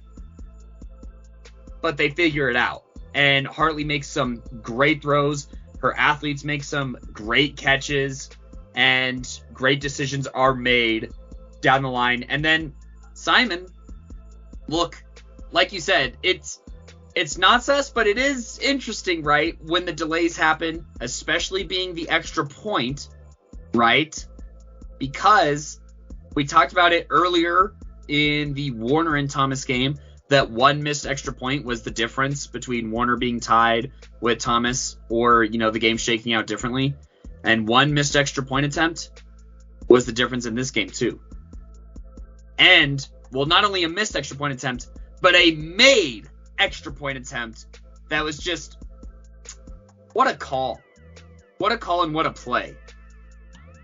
Honestly, that last play on that extra point, they've been setting it up all season. Like, this is something that not only have they been, showing it, like, when they go for it, not only are they showing the same look on basically all their extra points in this game, but they've shown it all season. They ran this same kind of concept against Keiser in the first game of the season, And so I know this concept well. It was basically an RPO. Most of the time, a Cole, she's going to run it in, or a Cole, she's going to run it in, or she's going to tip it to Scott, and she's going to make a couple people miss and get it in. And sometimes even then, you have Nakara Brown, who's there for Scott to pitch it to.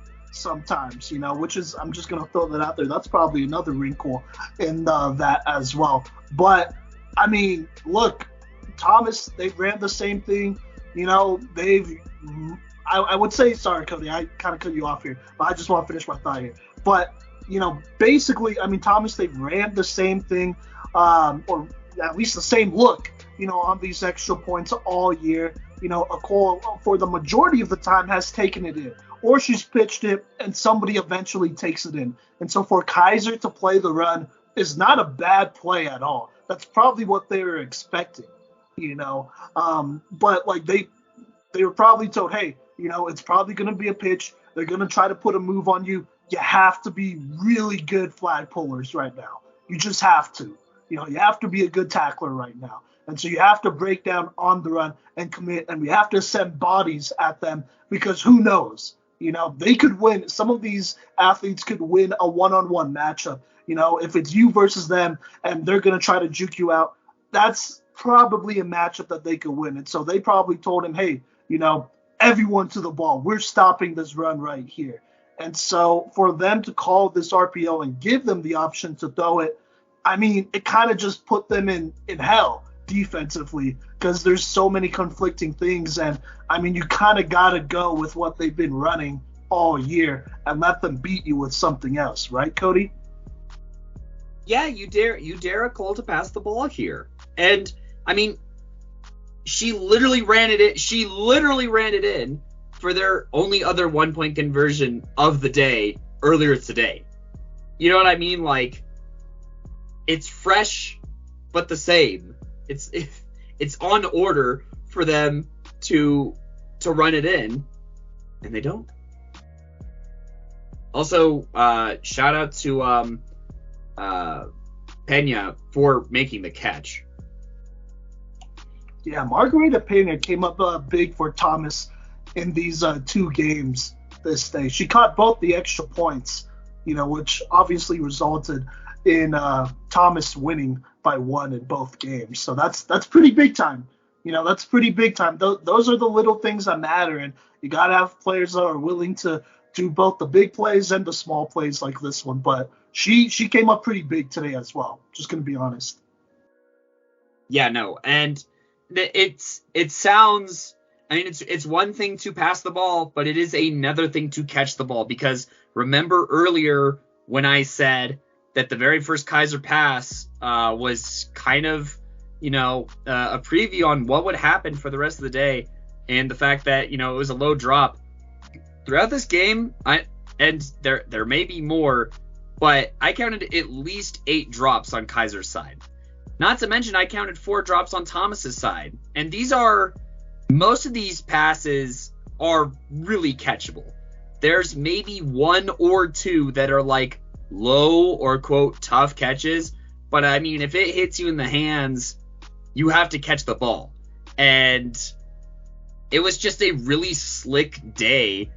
Not even. It was just a buttery fingery kind of day for the receivers throughout this game. I mean, there's one point on a Keiser drive where they dropped 4 or 5 passes on the whole drive. It was insane.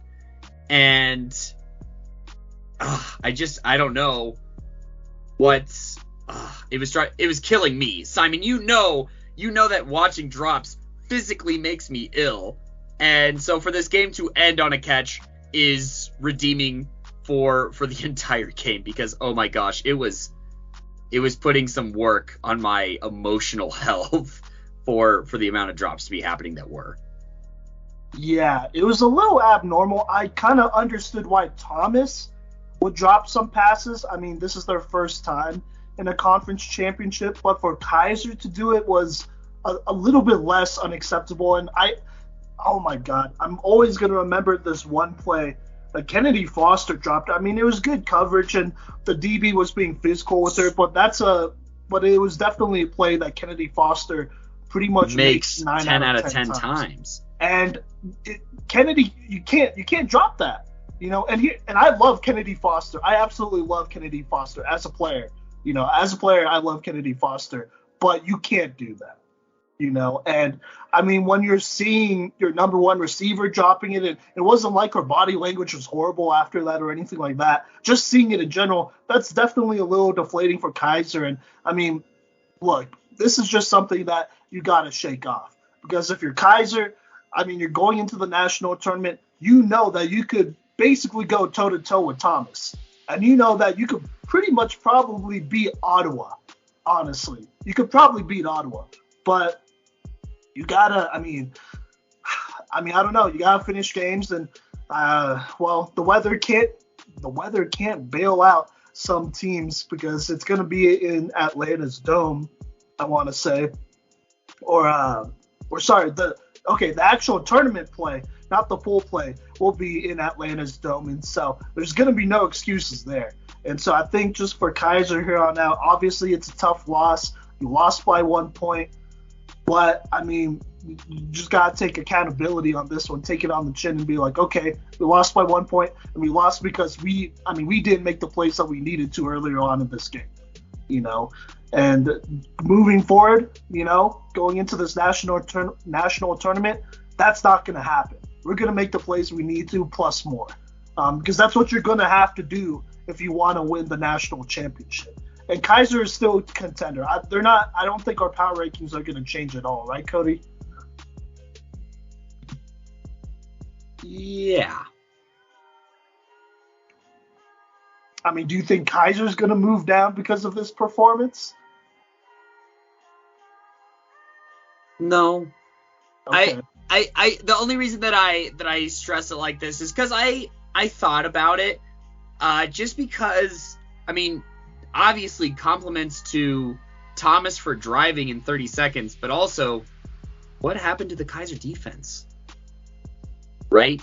They allowed that one big Janae Scott pass, which shouldn't have happened. Yeah. And I mean, to let them score in 27 seconds, a team that you've stopped for probably a collective, I don't know, 20 to 30 minutes today, in that range. It's very head scratching. It's very head scratching. And I say this not with the intent to disrespect or undermine what the Thomas offense accomplished, but it is something to kind of look concerningly at for a defense. Hey, if we get to the national championship, are you guys going to do the same thing? Is that going to be a crumble thing? So that's the only reason why there's any hesitation. I mean, overall, they played like the second best team in the country today. Or I say today, you know what I mean, on this day. Yeah. But I mean, that last 27 seconds, that was not a top 2 team. Is the only reason why I say yeah and no like that. We'll keep the power rankings the same until the national championship. We'll keep that chip on Ottawa's shoulder from their trip to Florida and wait for them to probably prove us wrong. Seeing as how they are the defending champs, it is still their throne or still their crown to lose. That's getting a little ahead of myself, but yeah, I had to bring it up. It's just 27 seconds. My guy, you don't even have to play that hard for that much longer. And you're not tired. You just had a break. which, I mean, you could argue is what allowed, Thomas to drive in 27 seconds. But, I mean, I feel like on defense, you can get way more exhausted trying to prevent these big plays. And, you have a pass rush that's been going rabid all day. This is where they should easily be, the amount of time or the shadow block or whatever's thrown at them. This is the time where they should shine. Yeah. Also, Simon, I don't know if you saw this in the document, but I, unlike the referees, have the ability to use a camera and slow motion and instant replay, aka the pause button on the stream. And the drive that Keiser eventually scores on, the very first play was like a missed opportunity interception for Thomas that ended up falling in the hands of a Keiser receiver. And Simon, I don't know if you can make it out. You might need to put your glasses on, but this ball is definitely hitting the ground before arms. Not that it really mattered in the end, but I just thought it was interesting to use screen capture. So yeah, no, I see it. Not that it matters. I wanted to bring it up. This is no faults of any players, but I mean, other than maybe the dropped interception, but sure. This little play, every play matters, I think, is what I can spin this into, and that's for coaches, refs, and players especially. And huge shout out to Keiser for selling the catch as well. As a receiver, you have to be an actor sometimes. That is something that you learn over time. Anyway, so, great play. But yeah, I mean, no, I got you. No, in a game full of craziness, this was just one more layer to it. Sure, yeah. But yeah, I mean, Thomas, they become your champs. Yeah, I mean, just an excellent play.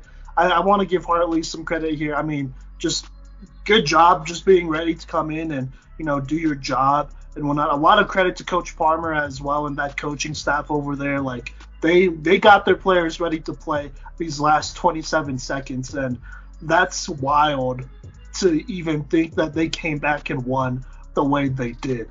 Obviously that Janae Scott catch was great, but that last touchdown throw with perfect timing. Nakara Brown was not even didn't even really turn around yet, and Hartley kind of just anticipated it, stood strong against pressure and through that. That is forever going to be burnt into my mind for a very long time, honestly. And yeah, I mean, that's why I tell quarterbacks your timing needs to be good, because if your timing isn't good, then it limits how great of a play you can make in crunch time. So yeah, but Thomas is your 2022 Sun Conference champions in their first year as a program. I think he's cheering there. Take that, headphone users. I barely heard that. What? You're kidding. No, you don't have to do it again. It's okay. Okay, I won't do it again. But shout out to Coach V for this take that he will probably never shut up about, that he was really high on Thomas entering the season. I believed in their coaching staff for sure, who we'll talk about here in a minute when we talk about all conference players. And I believed in this team, just the amount of talent that they have as well, but still it's a little shocking that, they won it. It's a first year. You got to keep in mind, it's a first year program, the first, women's college football team from Georgia ever, to win it, the Sun Conference, and they did it in their first year as well. So that's super impressive. Next up is Nationals, and yeah, we'll talk about that here. Actually, probably not again. We might talk about it next week, but we'll see. So yeah, but here, Kodey, do you want to kind of just talk about our 2022 Sun Conference award winners and all conference team real quick? Real quick or in depth? Well, I'm just kidding. The list just going to talk about it. it's shorter than the KCAC because they only had one. Well, I say one team. They had offense and defense. but they didn't have like first team and second team and honorable mention. So Yeah. that is one reason why it is going to go a little bit quicker here. Right. Do you want me to just read out the names of the offense, defense, and then I can and then if you want to talk about the Player of the Year awards, or you know what I mean, like OPOY, DPOY, and stuff like that. Does that sound like a good back and forth here? Yeah, go ahead and read off the all-conference team, and then I'll read off the award winners. Perfect. So, on offense, we have Tyler Bryant, sophomore receiver out of St. Thomas, Caleb Burrows, junior receiver out of Weber International, Brittany Delva out of Thomas, at wide receiver, Kennedy Foster, obviously, out of Keiser here. That would have been really surprising if she didn't make it. Cynthia Alms out of Warner, who we talked about as well. And then you had the first team quarterbacks in Jasmine Roden out of Keiser and Madison Tingen out of Warner. On that list, 2 freshmen. So that's something to keep an eye on. Then on defense, you have linebacker Kayla Burrows out of Weber International. You have linebacker Brittany Delva. So if that sounds familiar, it's because it is. Out of Thomas. Then Cynthia Holmes, another repeat name here. Bariza Robinson out of Weber International. Holy cow, I can't talk. Janae Scott. This one was really obvious in my opinion here for Thomas. Maria Vega out of Keiser. And Tashumba Washington, the freshman defensive back out of St. Thomas, who I think is another obvious one. Simon, quick jerk reactions, knee-jerk reactions to these teams, and do you think there's anyone missing from either of these squads? No, I think this was pretty obvious. I mean, they only did one all-conference team, and I think that is fine because this is, a relatively competitive league, and so it would have been a little bit more complicated to do a second team, in my opinion. But I think I would probably say everyone deserves to be on this list for sure here, and a little bit more. There's a lot of obvious ones. Tashumba Washington easily is probably the best DB in the entire country. I'm going to keep saying that because, I mean, just watch her play. She is. Maria Vega, I kind of thought she was going to be listed as a DB instead of a linebacker, so that's interesting. But there you go. But then you also have like Janae Scott, Cynthia Holmes, Delva, all defensive players who are just great, So the only complaint I have on defense here is the lack of Jada Reese. Yeah, actually, now that you mentioned, I was going to say that. Jada Reese, that's a big omission. She probably could have taken Maria Vega's spot or somebody's spot on here. Nothing against Maria Vega. She is I think she's the interception leader for Keiser right now, and she has a good amount. But Jada Reese for sure should have been on here. She at least has like 20 or something sacks on the season. I don't know what it is for sure because they don't keep stats. And I am going off of the couple games that I watched. I know for a fact in the games that I watched, she had at least 15 because she had 9 in one game, which is insane, or something like that in one game. So she probably should have made it. Yeah, I mean, I don't know. Or just having like specific positions and putting like rusher. I don't know. I mean, they could have put her in as linebacker. Yeah, that's something that's the only thing where I was like, how is Jada Reese not on this list? Especially with what she's done down the stretch, which is the most important part of the season. She's taken over games at the rusher absolutely. Spot, so. She's won games. Yeah, literally. So, and she was a huge part of their Sun Conference Championship this past weekend too. Granted, this was made before the tournament, if I'm not mistaken, right, Simon? Yeah, but still though, Jada Reese has still won games for them. Well, yeah. It's just the weekend also helps us be like, gosh, really? Yeah. Yeah, no, you're not wrong. So I don't know. I mean, other than that, I think still everyone else. I mean, Maria Vega is still very, very deserving. She's done a lot for Keiser. They've used her in a lot of ways as well. So that's not like, oh, like what a snub. She definitely deserves to get some recognition for sure because Keiser's defense has been solid all year long. It's not like they have a bad defense or anything. Yeah, I couldn't tell you who to get rid of. to be fair, which I guess is part of it. But it's just tough not seeing Jada Reese on this first team defense. So. Yeah, but she'll be on our D-point list. I think she's for sure locked into our Final Four. I don't think there's really much. I can cast a vote yes to that literally right now. Okay, so. Yeah, and I think the NAIA football guys would say the same thing. So yeah, but yeah, we'll talk about Jada Reese more later though. That's okay. But offensively, I don't think there were many surprises. Madison Tingen making the list as a freshman. I'm not going to say it's the biggest surprise, at all, but she is a freshman. And for Warner to have two freshmen to make this list, they should be very proud because this duo produced like huge numbers. There's no way that they were not going to be able to make this list because they might have been stat leaders in the Sun Conference, honestly. So I feel like this makes sense. I like that they have two quarterbacks on offense, because a lot of teams do run that two quarterback system. So yeah. But yeah, not too many surprises here. I mean, if they had a running back, I think Emma Wagenman would have been first team. That's my opinion. So yeah. But what do you think about this list, Kodey? I think that there's not as big of an omission on this offensive side. I think that this is pretty well chosen. I mean, Kennedy Foster was, if I had, not that you can, but if I had to put money on a player making this list, it probably would have been on Kennedy Foster. And then, like you said, lots of bright spots in the future here for this Warner program.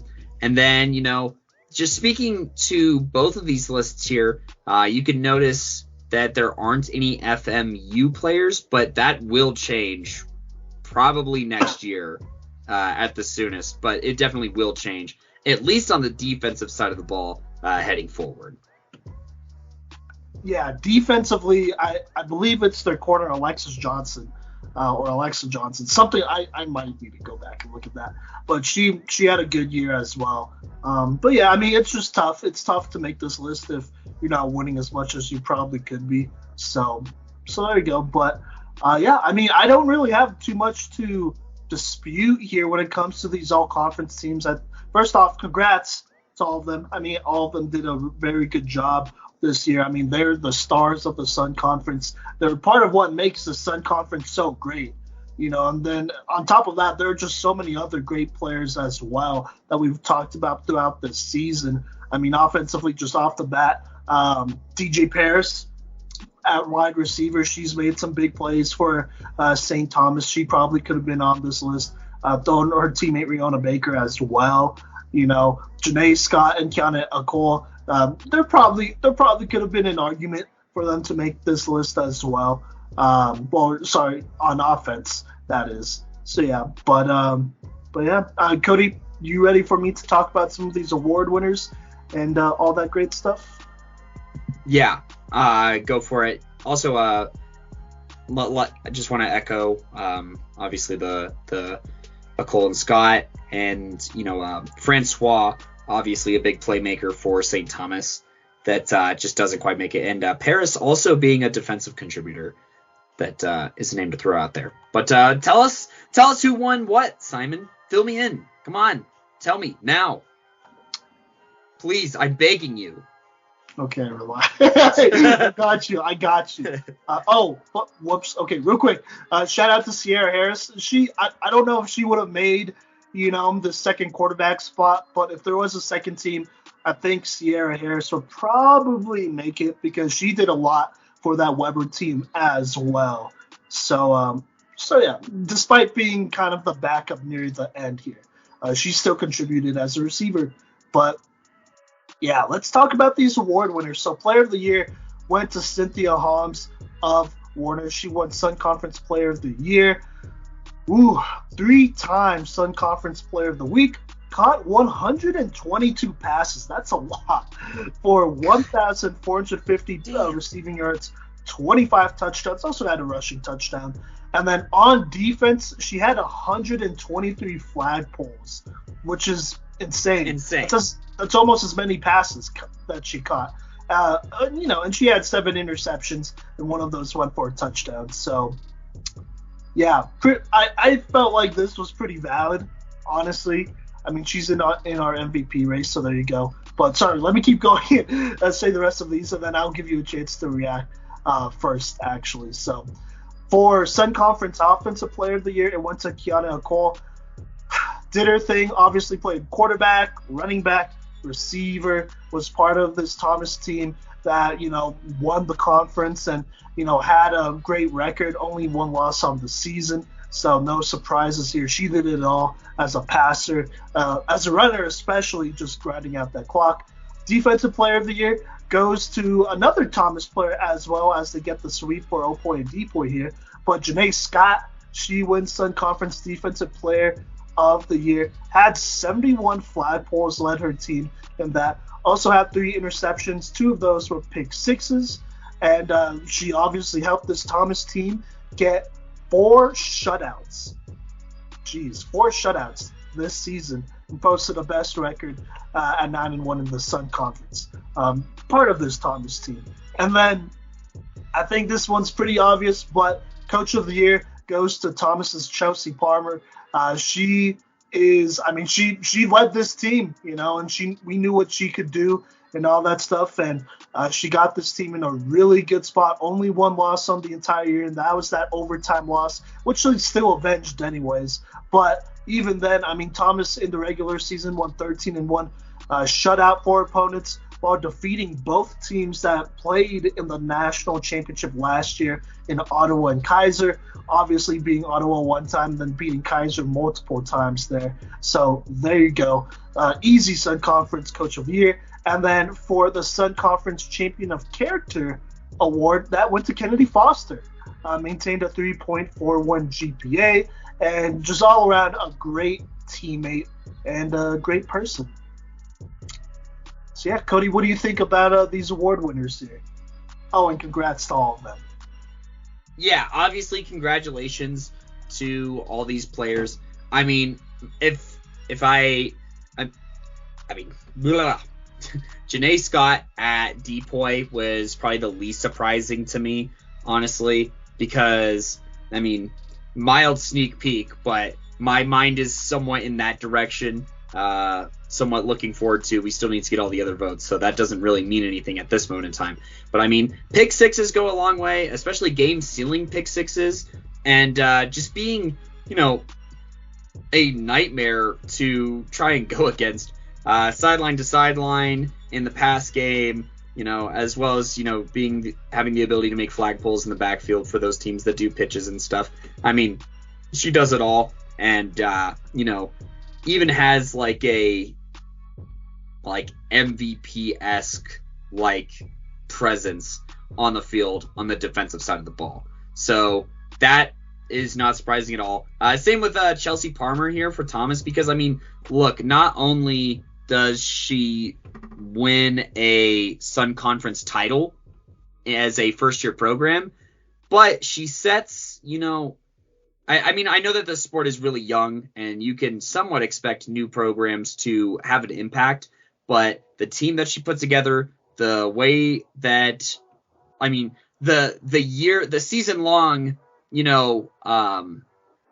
rope-a-dope that she pulls with the conversion to win the Sun Conference championship, that is incredible dedication and patience to stay true to your philosophies and to hold out a game plan that is really a season-long, heist, so to speak, and incredible patience in that regard. So not only on the field, but also off the field, putting together a stellar team, and, putting together this precedent that, as more and more teams join this sport and as it continues to grow, hey, this is anybody's game if you prepare right. And Chelsea prepared better than all. So, obviously, congratulations.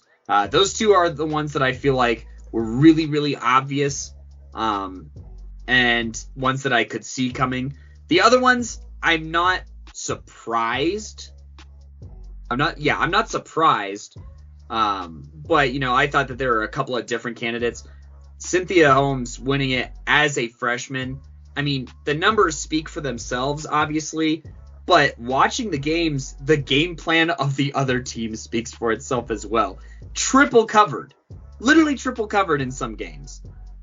Bracketed a lot. And if left in one-on-one coverage, forget about it. Okay, forget about it.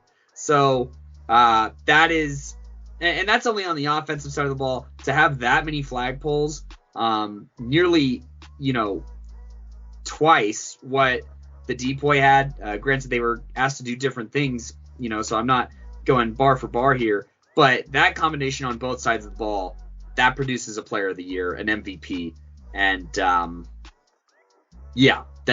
that's not surprising. I'd say that the biggest kind of surprise is maybe a Cole, just because you did have, big-time playmakers like a Jasmine Roden, who I think were in candidacy for this Opoy kind of thing. But, Kiana was asked to do it all and did it all and led her team to the best record in the Sun Conference, as well as made I understand that this list was made the previous week, but if there was any point to put a nail in the coffin that she did deserve this, it would be the final play of the Sun Conference season. Oh, and obviously congratulations to Kennedy Foster for this one might be the most important award because, look, football has an end, okay? Football has an end, but, being a good person and taking care of your business off the field is what matters the most, because that's what you're going to have for your entire life. And so, obviously, congratulations to Kennedy Foster, but also congratulations to anyone on Keiser who gets to interact with her. And, got to show some love to a fellow sports management pursuer, seeing as how I graduated with sports admin, which is basically the same thing. So, so I had to basically Kennedy Foster. Hey, if I want to grow up to be like anyone, it would be the champion of characters. So, yeah, no, absolutely. And I didn't read off this last part, but she went through this season while holding a job and volunteering as a coach at a local high school flag football team in Palm Beach County. So, Coach Foster getting it done. And, Kennedy Foster, the employee, also getting it done as well. And then, she's a college student too. So that's probably, that's a big deal, So yeah, but geez, that's kind of insane. But I am getting secondhand stressed just looking at everything that she does. No, same. I was about to say, man, that's kind of insane, and it is, But I definitely had a similar schedule, minus being a collegiate athlete part, which is a really big deal, which makes this even that much more crazy. But I definitely had a similar schedule when I was in college, both coaching and having a job and being a student, and not getting paid to coach either. So I was volunteering as well, which does matter if you are a college student. Yes. So yeah, yeah, oh my gosh. I would love to be the GOAT. Foster. What'd you say? I said the GOAT. Yeah, no, absolutely. So, all right, well, those are all the awards. Nothing too much was really surprising to me. Cynthia Homs, she has been playing like an MVP candidate since the beginning, and she'll probably be on our most valuable playmaker list and make that Final Four. I'm pretty sure of it. Do you want me to greenlight that right now too, Simon? Is that why you're saying it like that? If you want, but also these stats are insane.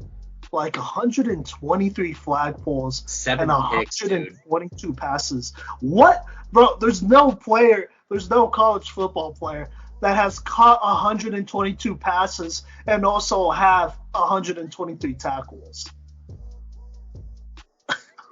That's why she got the award. Yeah, no, absolutely. So that's absolutely insane. Oh yeah, and she had 25 touchdowns on offense. So there you go. That's not a lot either. But yeah, no, absolutely insane. Congrats to all these people. I honestly don't have too much more. Kodey, I do kind of have a fun question I do want to ask you, because I've been thinking this, but yeah, I'm a little worried, but shoot away. Well, Don't be. I think it's a good question.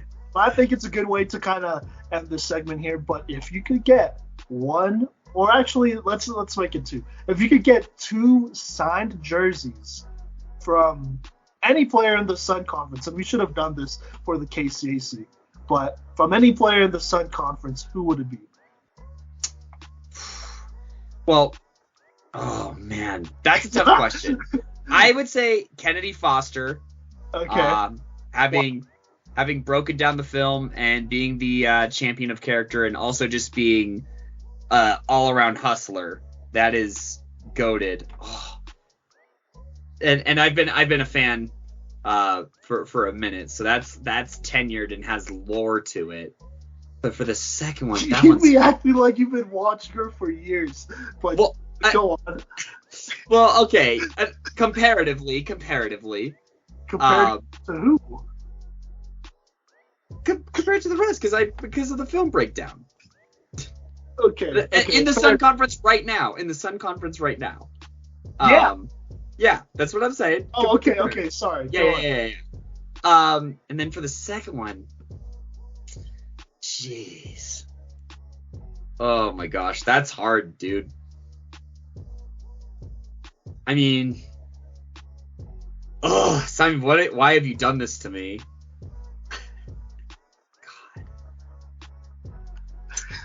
I'm having you answer first for a reason too, because I'm not completely sure, honestly. You're not completely sure? Okay, I want you to know. I have one that I for sure want. I'm torn between 2 here. I'm torn between the 2022 Player of the Year, Cynthia Holmes, and I'm torn between Jada Reese as well. I love me some pass rushers. I know that that's not a player from this specific list, but in the Sun Conference, Jada Reese has been a freak of nature, but so is Cynthia Holmes. Oh, do you have an answer that's not one of those 3, Simon, that you do want to put out on the table? Yeah, well, I just want to say that I would appreciate a signed jersey from all of the players in the Sun Conference. Oh my god, because they work really hard. Because they're such a cheater. No, I'm not cheating. I legitimately would love a jersey from a signed jersey from these players here in the Sun Conference, especially on this all conference team. But for sure though, I would love a Shelby Hartley jersey. Like I'm a huge fan of her game, honestly. Like she's a real one. Obviously she's won some big games, but being a good teammate and coming off the bench and at times, and just doing what coach asks you to do, sometimes it's easier said than done.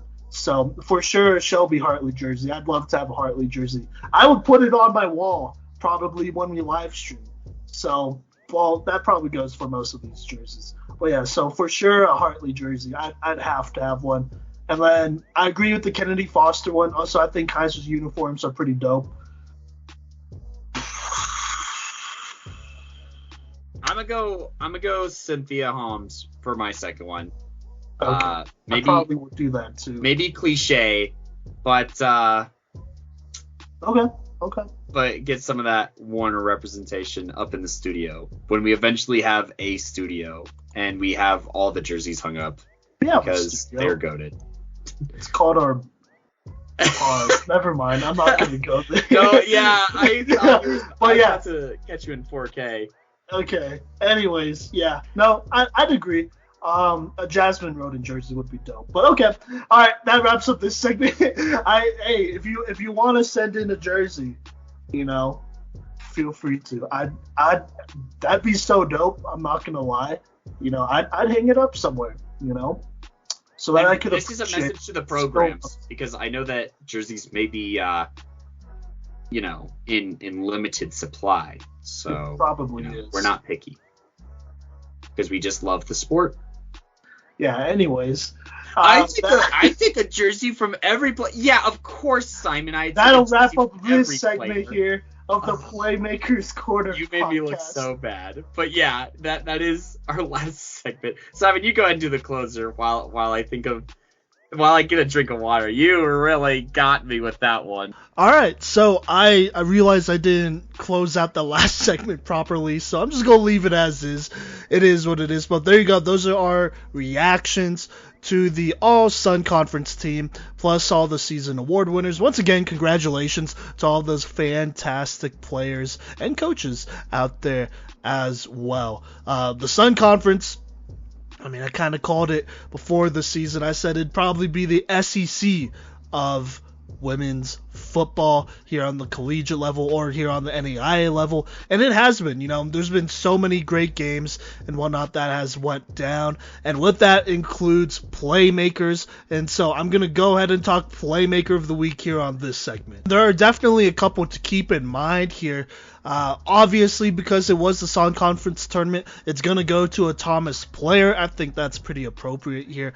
But, there are just so many players that made big-time plays, and so I'm just going to go ahead and list it out here. Margarita Pena, she is somebody that made some big plays, caught that last touchdown for Thomas against Warner to help win that game, caught the extra point to win the Sun Conference championship. So obviously she's been big time, and also she made a couple other catches throughout those two games as well.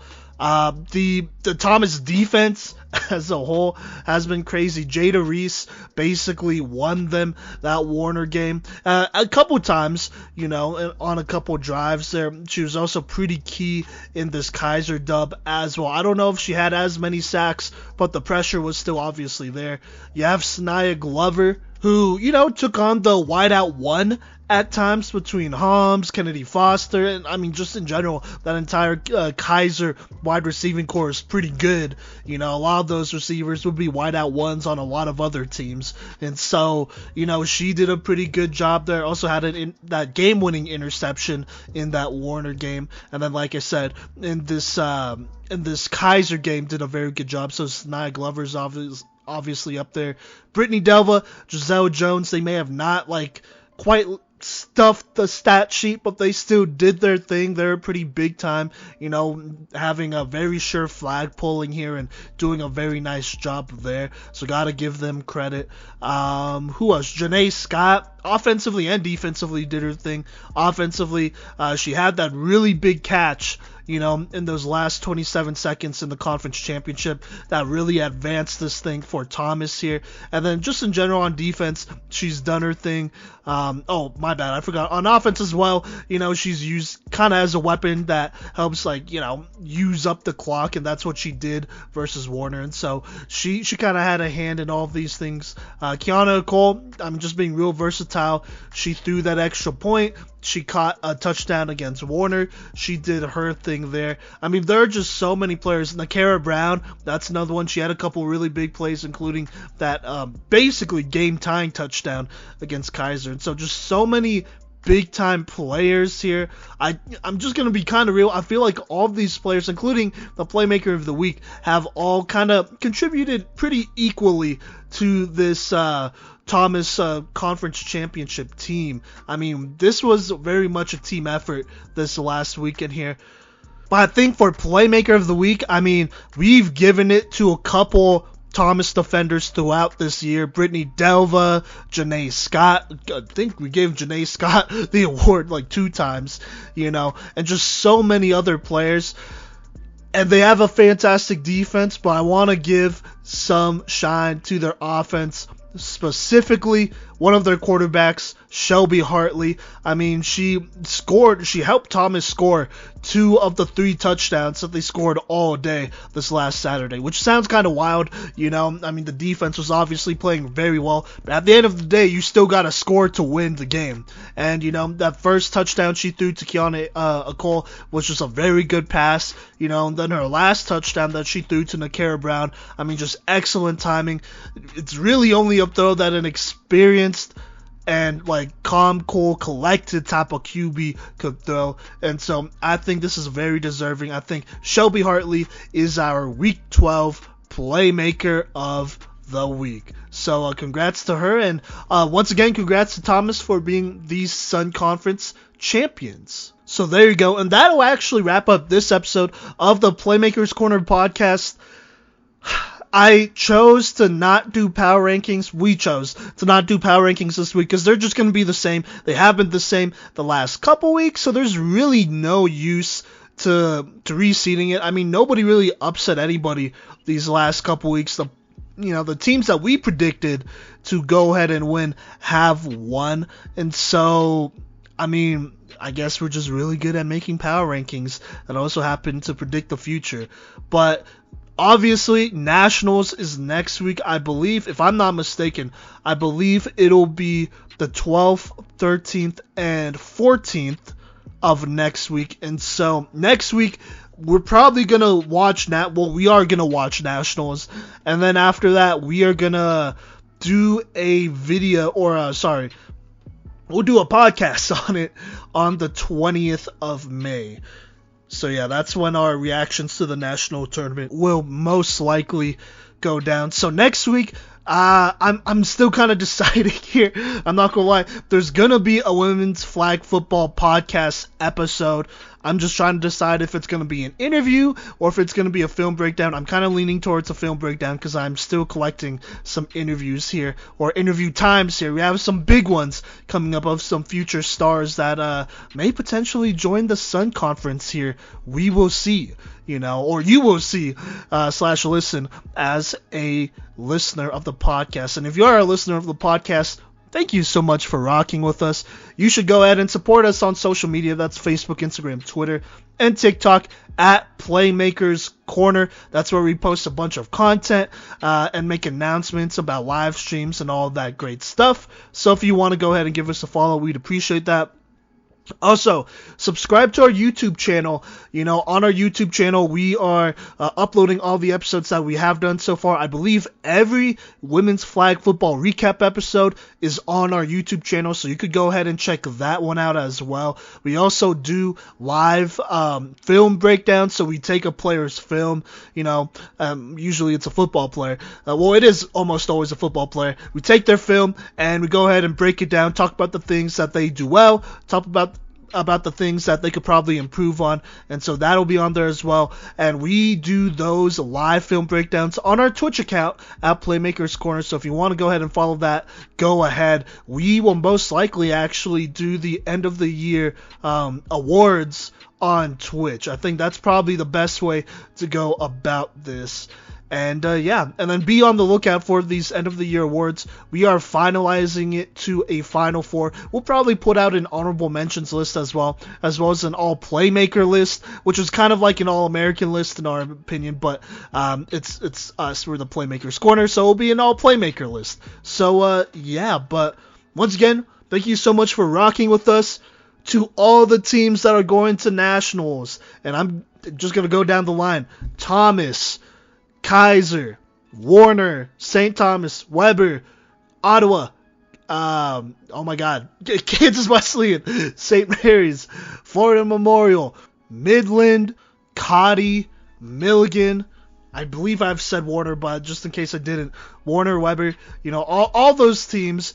We wish y'all the best of luck out there. We're rooting for you. Y'all are the future of football, and we are excited to see how this fantastic second season of NAIA women's flag football ends next week. And if you're a listener, go ahead and check those out. If you can't go to Atlanta, find a live stream. I'm sure it'll be live streamed.